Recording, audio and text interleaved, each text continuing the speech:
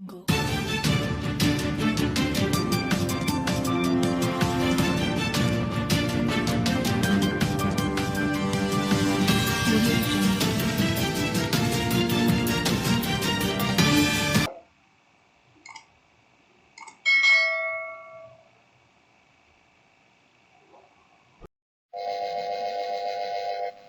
Assalamualaikum warahmatullahi wabarakatuh. Halo Ibu dan Bapak Guru. Apa kabar semuanya? Mudah-mudahan kita senantiasa diberikan kesehatan oleh Allah Subhanahu wa taala. Ibu dan Bapak Guru kembali bertemu dengan channel Media Edukasi dan Dakwah, sebuah channel yang menyajikan tentang tips, trik, tutorial dan informasi tentang pendidikan. Ibu dan Bapak Guru, kali ini kita akan kembali berbagi tentang informasi yang sampai saat ini masih pro dan kontra ya tentang penilaian kinerja guru melalui platform Merdeka Mengajar. Tentu ini banyak guru-guru yang terima dan tidak terima karena seolah-olah membebankan kepada guru-guru sehingga mengabaikan tugas yang ada di kelas ya. Sehingga banyak guru-guru yang kebijakan ini ya, penilaian kinerja guru melalui platform Merdeka Mengajar ini dianggap tidak relevan dan bahkan tidak selaras dengan Merdeka Belajar dan Merdeka Mengajar ya. Untuk itu mari kita sama-sama simak penjelasan dari Dirjen GTK Ibu Profesor Dr. Nunuk Suryani MPD ya, yang akan menjelaskan berkaitan dengan penilaian kinerja guru melalui platform Merdeka Mengajar, termasuk pro dan kontra yang ada di dalamnya. Silakan simak video berikut ini. Oleh Bapak Ibu Guru terkait dengan pengelolaan kinerja guru dan kepala sekolah. Bagi Bapak Ibu Guru semuanya, kepala sekolah yang masih ada pertanyaan, juga pengawas loh, nanti pengawas juga akan terlibat di sini. Yang masih ada pertanyaan, masih ingin mendapatkan pencerahan lebih lanjut tentang penilaian kinerja guru dan kepala sekolah, boleh nulis pertanyaannya langsung. Nanti saya akan langsung jawab, gitu ya. Nah, sebelumnya saya akan sampaikan terlebih dahulu bahwa saat ini sudah diluncurkan pengelolaan kinerja pada PMM. Jadi ini bukan hal baru, pengelolaan kinerja. Untuk ASN, seluruh Indonesia itu harus loh membuat SKP, ya enggak? Jadi sebelum ada pengelolaan dengan PMM ini, Bapak Ibu juga sudah wajib buat SKP. Nah, ini sebenarnya yang sekarang lagi dibuat, itu adalah alat bantu yang tujuannya adalah memudahkan Bapak Ibu Guru dan Kepala Sekolah untuk menentukan sasaran kinerja yang lebih kontekstual sesuai dengan kebutuhan satuan pendidikan dan pengembangan karir Bapak Ibu Guru sendiri. Dan ini tujuannya untuk apa? Tentu untuk peningkatan kualitas pembelajaran yang berpusat pada peserta didik sejalan dengan kurikulum Merdeka yang sekarang diimplementasikan. Nah, fitur pengelolaan guru dan kepala sekolah ini juga telah terintegrasi di layanan e-kinerja yang dikelola oleh Badan Kepegawaian Negara. Jadi Bapak Ibu di seluruh Indonesia ya, yang masih harus ngisi 2 itu keliru. Bapak Ibu cukup ngisi 1 saja. Di PMM nanti data Bapak Ibu sudah terintegrasi di e-kinerja. Jadi Bapak Ibu, kabar yang membanggakan buat Bapak Ibu Guru nih, sebagai guru harus bangga. Mengapa? Gini ya, jabatan fungsional itu kan banyak di seluruh Indonesia. Nah, JF Guru itu baru satu-satunya yang sudah mempunyai pengelolaan kinerja berbasis pada kinerja Bapak Ibu Guru sendiri. Dan Kemendikbudristek juga sudah membuat surat edaran bersama, ngobrol dengan BKN, sehingga cukup di PMM, yang mana itu semua rekam jejak Bapak Ibu di pembelajaran itu sudah ada, nggak perlu nyari kemana-mana, sudah ada di situ. Kita boleh melakukan pengelolaan kinerja kita sendiri di PMM, dan Bapak Ibu tidak perlu lagi ngisi di EKIN, tapi datanya sudah langsung ke sana, sudah ada langsung mengalir di e-kinerja. Nah Bapak Ibu gitu ya. jelaskan. Jadi ini sebenarnya kami ini prihatin kalau sebelumnya Bapak Ibu guru kan dibebani dengan tugas administrasi yang banyak sekali, ya kan? Nah, sejak ada pengelolaan kinerja ini cukup centang-centang di PMM. Gak perlu lagi nyari-nyari dokumen, scan, nyari-nyari itu nggak cukup centang-centang, nggak perlu nyetak juga. Jadi sudah terekam semua yang Bapak Ibu buat itu ada di PMM.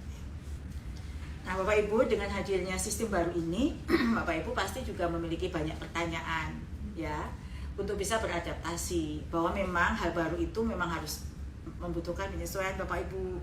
Jangan cepat menyerah atau cepat kesel. Namanya ASN kan memang begitu ujiannya, ya.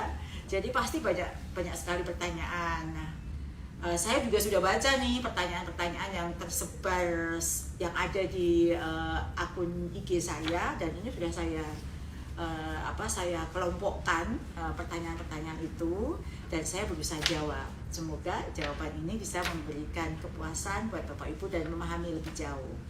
Contohnya pertanyaannya begini nih. Kalau yang masih ada pertanyaan lain boleh loh langsung ditulis. Nanti langsung saya jawab. Tanya contohnya gini. Mengapa guru dan kepala sekolah diarahkan untuk mengisi pengelolaannya di PMM? Kenapa? Ya, jawabannya ya kita yakin ya Kemendikbudristek ini bahwa guru yang profesional itu adalah kunci keberhasilan pembelajaran. Meningkatnya kualitas itu ya dari guru. Keberhasilan semua transformasi yang kita lakukan itu ya dari guru itu sendiri. Nah, kami ingin menghadirkan pengelolaan kinerja yang mendorong pengembangan kompetensi, peningkatan kinerja, hingga bisa meningkatkan kesejahteraan guru dan kepala sekolah. Lalu apalagi? Nah, untuk mewujudkan itu ya kita sudah ngobrol nih dengan BKN. Dan BKN sangat terbuka dengan apa yang sudah kita lakukan saat ini, karena tentu akan membantu BKN juga mendapatkan data terbaik, data kinerja terbaik yang benar-benar mencerminkan kinerja Bapak Ibu guru. Jadi ya akan terlihat ya yang rajin, yang asal-asalan, yang produktif, yang ngajarnya bagus, itu akan terlihat dengan yang sekarang kita lakukan. Nah, Bapak Ibu kalau belum pengen lebih yakin lagi, boleh baca lebih detail surat edaran bersama antara Kepala BKN dengan Mas Menteri. Di situ sudah dijelaskan bahwa mulai Januari 2024 pengelolaan kinerja bagi guru dan kepala sekolah hanya melalui PMM yang terintegrasi dengan e-kinerja BKN. Tidak perlu lagi ya, tadi sekali lagi nggak perlu lagi dua-dua mubazir Bapak Ibu. Satu aja sudah cukup di PMM. Dan ingat, bagi yang belum selesai sampai sekarang, kan banyak nih yang nanya, Bu, mau diperpanjang dong waktunya, saya belum selesai, internet di tempat saya jelek. Memang masih ada kesempatan Bapak Ibu. Masih ada sampai 31 Januari 2024. Tapi kabar baiknya nih Bapak Ibu, seluruh Indonesia 1,2 juta ASN, Bapak Ibu termasuk pasti yang sekarang join, itu sudah membuat perencanaan kinerjanya di PMM 1,2 juta. Jadi terima kasih ya Bapak Ibu guru yang sudah semangat melakukan pengelolaan kinerjanya di PMM. Terima kasih. Ini berarti Bapak Ibu benar-benar menyambut baik semua kebijakan yang kita lakukan. Ya memang hanya Bapak Ibu guru lah yang menjadi mitra kami ini, karena kami lakukan semuanya untuk Bapak Ibu guru. Nah, Bapak Ibu mungkin sudah ada yang tanya belum nih? Kalau jangan ragu-ragu loh ya. Ayo tulis aja pertanyaannya di bawah, nanti sambil saya jelaskan, sambil saya menjawab pertanyaan yang sudah masuk, saya akan jawab. Jadi ada hal yang menarik nih Bapak Ibu. Kalau dulu ya, ingat nggak Bapak Ibu PNS ya, sekarang PNS dulu kalau bikin SKP kan nulis ya manual, bikin print out, dijilid gitu kan, harus di print. Sekarang nggak perlu lagi. Jadi dengan adanya yang ada di PMM ini, tidak perlu lagi ada pengisian secara manual. Jadi proses perencanaan guru tinggal ngeklik saja, pilih-pilih. Kalau saya mau pengembangan kompetensi, apa sih yang paling cocok untuk saya, yang paling saya minati, apa sih, itu tinggal milih, ngeklik gitu ya. Jadi sebenarnya itu kami ingin ya dengan pengelolaan kinerja ini mendorong adanya interaksi. Nanti kan ngobrol dulu setelah itu dengan kepala sekolah, supaya guru itu kalau sebelumnya membuat perencanaan sendiri, sekarang itu ngobrol dulu dengan kepala sekolah. Tujuannya apa? Ada interaksi yang baik antara guru dan kepala sekolah. Jadi kami itu mendorong interaksi. Ini sudah ada pertanyaan, mungkin bisa dijawab dulu pertanyaan di sini. Bagaimana kalau P3K? Nanti kalau P3K nanti nih kesempatannya berikutnya nih. Tapi benarnya begini, untuk P3K dulu ya, P3K juga ASN. Jadi euforia bergembiranya lulus P3K sudah. Sekarang kewajiban sebagai ASN harus dilakukan. Jadi semua P3K itu adalah ASN, juga harus membuat perencanaan kinerja di PMM juga.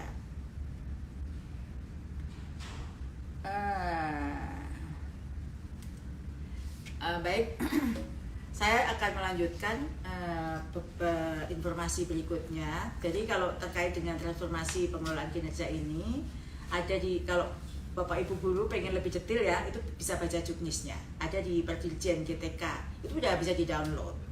Jadi nggak usah pusing, Bapak Ibu kan hebat semuanya. Jadi baca Perdirjennya, pahami sendiri. Kalau bingung-bingung, nanya di PGP, itu sudah ada ya. Berikutnya nih ada pertanyaan lagi, apakah benar pengelolaan kinerja menambah beban guru? Ya tentu tidak, karena pengelolaan kinerja di PMM akan terintegrasi dengan e-kinerja, sehingga guru dan kepala sekolah hanya perlu mengerjakan di PMM saja, tidak perlu lagi 2 kali. Itu tadi sudah saya jawab. Selanjutnya kami sudah jadi selanjutnya lagi tentang RHK nih. Tadi ada pertanyaan tentang RHK ya. Jadi kami sudah mendesain nih pengelolaan kinerja ini sedemikian rupa sehingga lebih ringkas bagi guru. Ini tadi terkait dengan apakah membebani gitu ya. Lebih ringkas bagi guru dan kepala sekolah tanpa harus membuang waktu dalam proses pengisiannya. Jadi hal ini sudah didiskusikan juga dengan BKN supaya pengelolaan kinerja ini menjadi semakin relevan dengan guru dan kepala sekolah. Nah ini terkait dengan nilai RHK nih ya, rencana hasil kerja di pengembangan kompetensi. Bapak Ibu milih, jadi kan itu ada 32 sampai 128. Itu sebenarnya itu Bapak Ibu jangan ngejar setoran. Sekarang ini harus 128. 32 itu dalam 1 semester ya, sampai Juni. Nah, milih apa saja RHK-nya? Nah, itu Bapak Ibu tinggal perlu ngeklik. Tinggal ngeklik mana sih pengembangan kompetensi yang ingin saya lakukan dalam kurun waktu Januari sampai Juni. Masih waktunya sampai Juni. Tidak harus selesai di Februari ini. Januari sampai Juni. Jadi kalau misalnya sudah lancar, sudah baca juknisnya dulu, sudah memahami, itu waktu untuk membuat merencanakan kinerja itu hanya 10-15 menit. Selesai.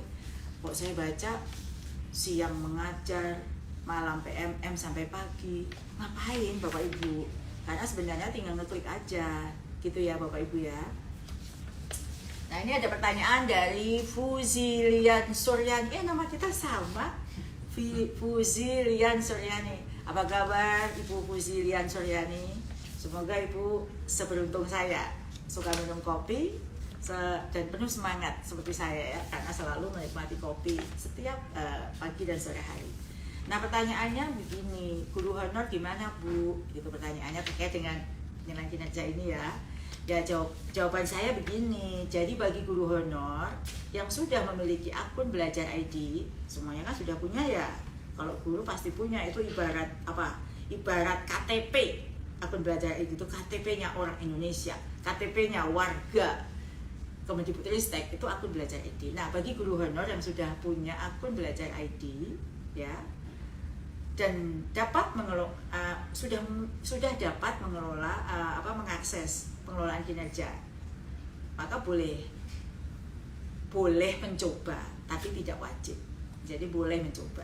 Kalau sebenarnya kalau pengen nyoba-nyoba sebenarnya kayak apa sih, kalau ngisi itu silahkan. Pokoknya asal punya akun belajar ID dan sudah bisa mengakses PMM, boleh coba-coba. Tapi sunnah ya, sunnah. Jadi Bapak Ibu yang wajib itu ASN. Gitu ya Bu Suryani, semoga bisa memahami. Semangat ya, tahun ini ada seleksi SMP 3K lagi ya Bu Suryani, semoga tahun ini lulus dan jadi ASN ya, saya doakan ya, amin. Ini ada pertanyaan lagi dari Pak Syawal _ 1903. Pertanyaannya Pak Syawal, Pak Syawal dari mana ini Pak Syawal? Ayo jawab dong Pak Syawal, dari mana? Assalamualaikum Pak Syawal. Oh ya, jadi pertanyaannya jika satuan pendidikan memiliki kombel ya, kemudian siapa yang menandatangani sertifikatnya Bu? Yang kedua, bolehkah sertifikat webinar dipakai karena di RHK hanya seminar dan simposium? Nah, ini pertanyaan yang bagus sekali nih. Semoga buat guru-guru yang lain yang punya ganjalan yang sama ya, itu bisa mendengarkan jawaban ini. Jadi yang tanda tangan sertifikatnya adalah ketua pengelola kombel. Ada ya kombelnya, punya ketua kan ya? Ketua pengelola komunitas belajar.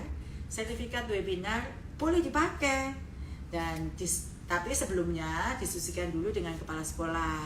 Webinar apa sih yang diambil? Jangan asal webinar, nanti webinar untuk jualan online ya, nggak nyambung Bapak Ibu ya. Jadi webinarnya untuk bisa buka usaha dagang somai ya, nggak nyambung. Jadi webinarnya apa dulu, itu diskusi dengan kepala sekolah.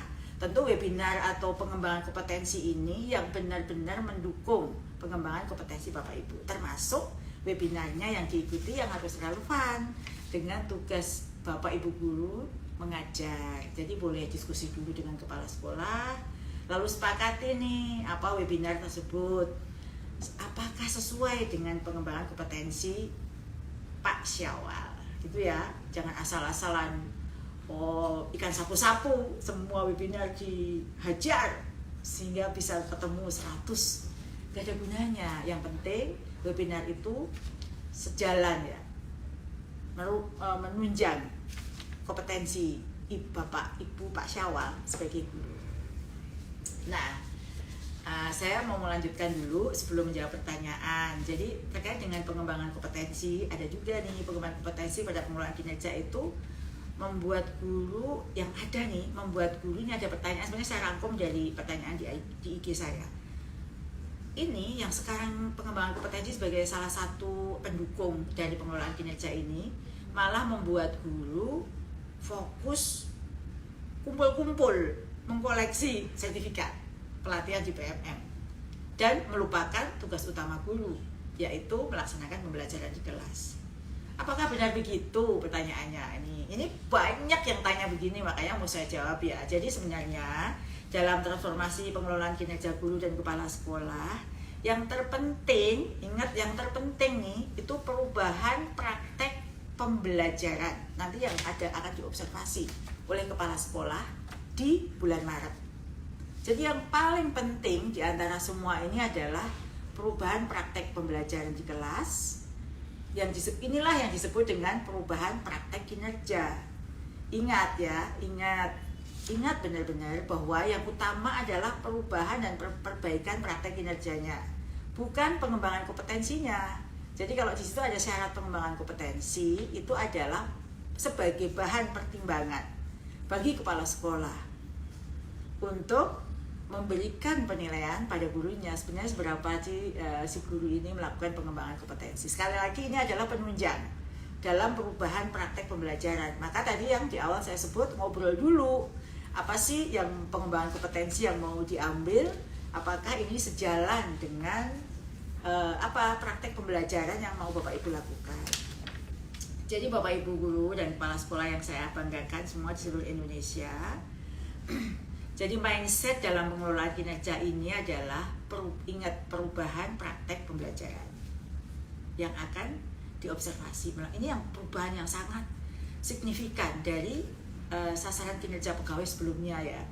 Kalau dulu memang fokusnya kan ngumpul-ngumpul sertifikat nih. Nah sekarang enggak, perubahan praktek pembelajaran pengembangan kompetensi sekali lagi itu merupakan penunjang bagi praktek pembelajaran.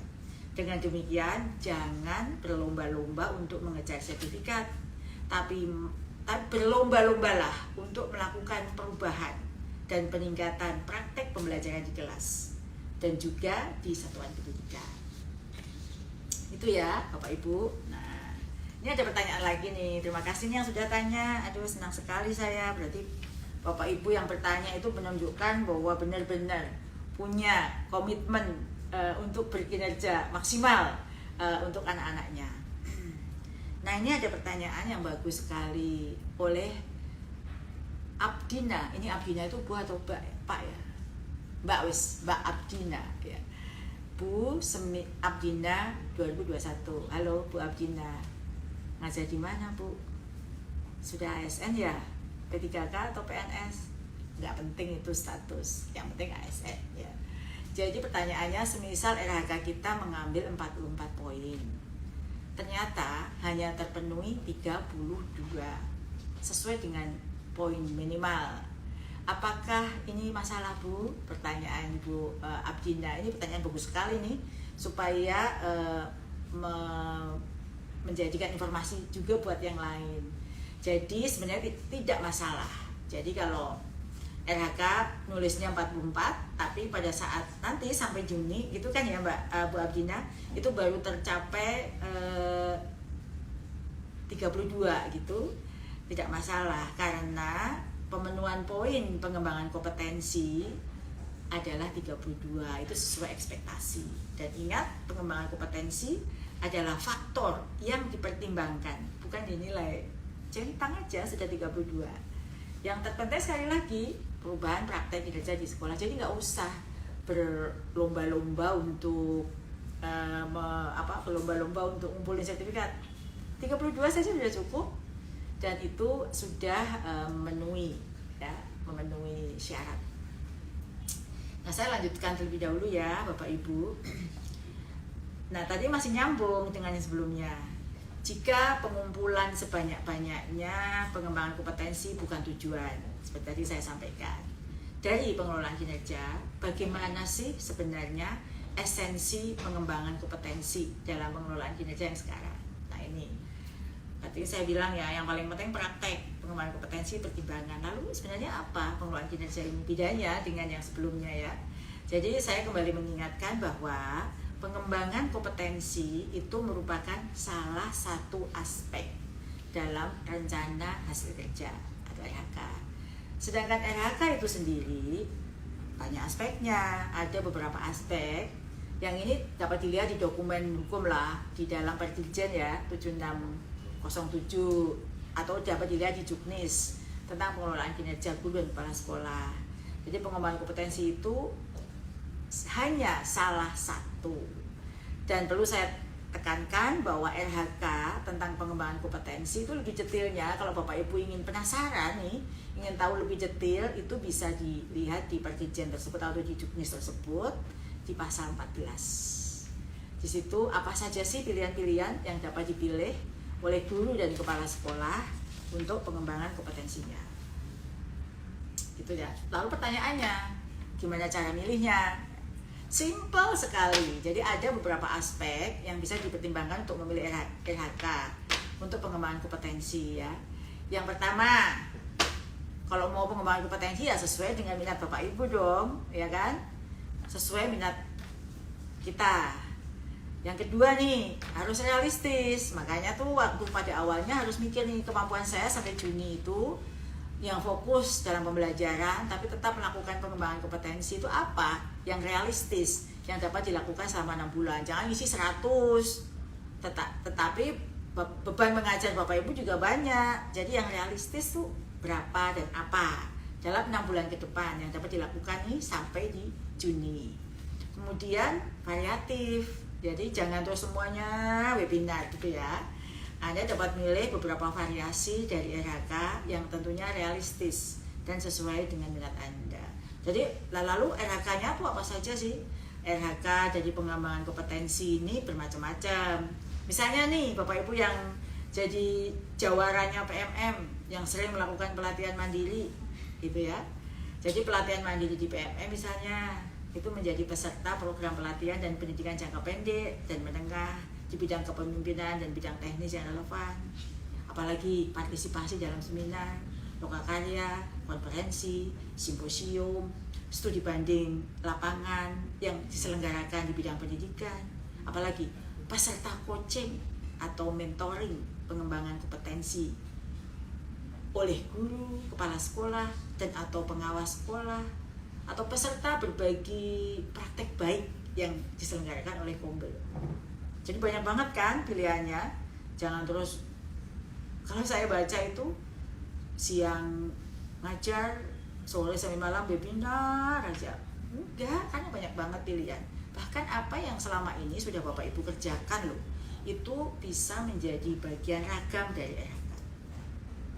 Jadi sekali lagi saya ingatkan ya Bapak Ibu, poin penting dalam pengembangan kompetensi bukan konversi angka kredit. Jadi ngumpulin angka kredit, bukan.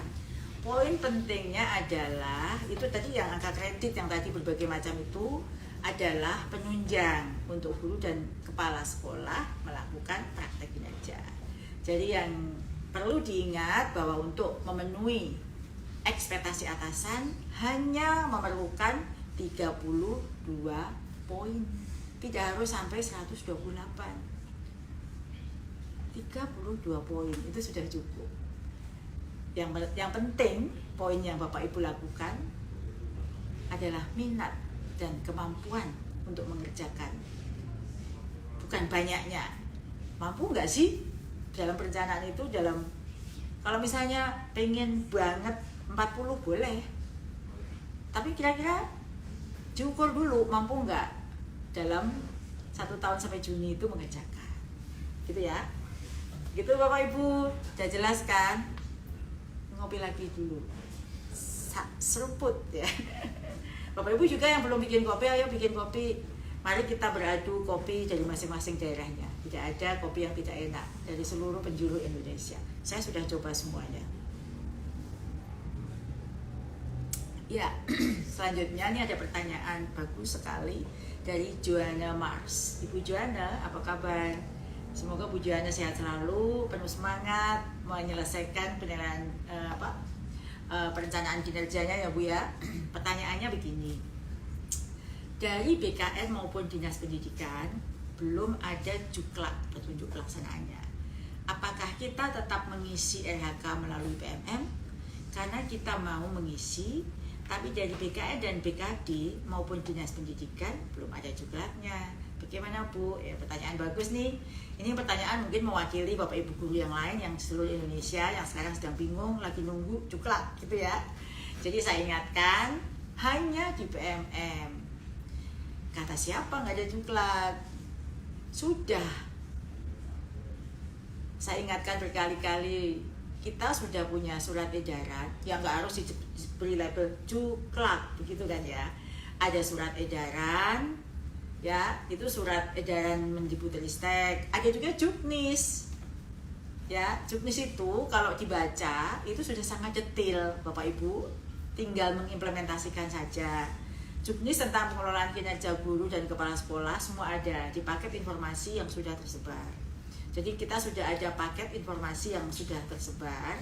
Nah Bapak Ibu guru yang masih bingung, dari seluruh provinsi di seluruh Indonesia kita sudah melatih, sudah menyiapkan orang-orang hebat yang akan bisa menjawab pertanyaan Bapak Ibu semua dari Balai Guru Penggerak, Balai Besar Guru Penggerak, dari BGP Bali. Halo, Assalamualaikum. Anak buahnya Pak Wayani ya juga menyimak. Terima kasih Pak sudah bergabung. Nah sekarang saya juga ingin memberikan penghargaan nih di kesempatan yang luar biasa ini. Saya senang sekali dan bangga dengan Pak Aji Gesang. Pak Aji Gesang, hai, Assalamualaikum Pak Aji Gesang. Semoga Pak Aji Gesang menjadi motor di daerah Bapak ya. Saya kasih kata-kata yang paling menarik dari Pak Aji Gesang gitu adalah, yang terpenting adalah perubahan praktek pembelajaran di kelas, observasi oleh Kepsek dan pelaksanaannya. Hebat Pak Aji. Jadi kalau saya jadi penilai Bapak juara nih karena Bapak bisa langsung menangkap pesan saya yang saya sampaikan pada sore hari ini. Jadi yang penting adalah pembelajaran di kelas ya, yang akan diobservasi oleh kepala sekolah. Saya mau lanjutkan lagi seperti sebelum menjawab beberapa pertanyaan yang sekarang muncul di layar saya ini. Apakah bukti dukung pengembangan kompetensi harus selalu dalam bentuk sertifikat? Ini banyak banget pertanyaan semacam ini. Saya mau jawab nih Bapak Ibu bahwa bukti dukung dalam variabel pengembangan kompetensi perlu digarisbawahi bahwa bukti dukung hasil belajar ASN itu tidak hanya dan tidak harus dalam bentuk sertifikat. Itu kalau mau detailnya sih ada di penjelasan tersebut ya. Itu terdapat jenis-jenis RHK beserta bukti dukung yang dibutuhkan gitu ya. Misalnya di sini misalnya telah disepakati nih antara Bapak Ibu guru dengan para kepala sekolah akan membutuhkan penguatan kompetensi pedagogi melalui pelatihan mandiri gitu ya. Maka tentu bukti dukungnya adalah sertifikat gitu. Lalu kalau ada kesepakatan nih, oh kalau menurut Pak Kepala Sekolah, Bapak Ibu ini perlu observasi terhadap praktek mengajar rekan sejawat yang sudah mencetak banyak aksi nyata di PMM gitu. Itu Pak Kepala Sekolah atau Bu Kepala Sekolah kasih ini coba observasi nih si guru si A nih yang praktek aksi nyatanya banyak gitu ya. Ya berarti bukti dukungnya tidak dalam bentuk sertifikat, tapi bentuknya adalah laporan. Laporan seperti apa? Tidak ada template-nya harus begini. Pokoknya laporannya tuh tentu ini sangat diserahkan kepada inovasi Bapak Ibu. Ya, jawabannya ya fleksibel banget. Tidak ada template harus begini, seperti ini, isinya harus kata pengantar, pendahuluan, ya. Tidak ada kunci atau template sama sekali di sini. Jadi diskusikan juga dengan Pak Kepala Sekolah. Kalau Bapak Ibu guru berarti Kepala Sekolah atau Bu Kepala Sekolah sebagai pejabat penilai. Apa yang Anda perlu tulis dalam laporan? Karena kan yang menyarankan untuk melakukan observasi kepala sekolah ya. Jadi macam-macam tergantung rekomendasi atau saran dari kepala sekolah. Apa itu tadi? Laporan tadi, observasi tadi bentuknya apa? Gitu Bapak Ibu. Semoga bisa menjawab ya pertanyaannya ini dan bermanfaat untuk Bapak Ibu semuanya. Nah Bapak Ibu yang saya hormati, di dalam terkait dengan bukti dukung tadi, saya ingin kembali menegaskan kepada Bapak Ibu semuanya bahwa jangan hanya fokus memikirkan tentang jumlah, tentang nilai atau teknis. Ya, kita sekarang sudah bukan di era fokus jumlah, nilai dan teknis. Di sini setiap ASN, guru dan kepala sekolah gitu ya, diberi kebebasan untuk memilih kira-kira bidang apa sih yang perlu saya tingkatkan.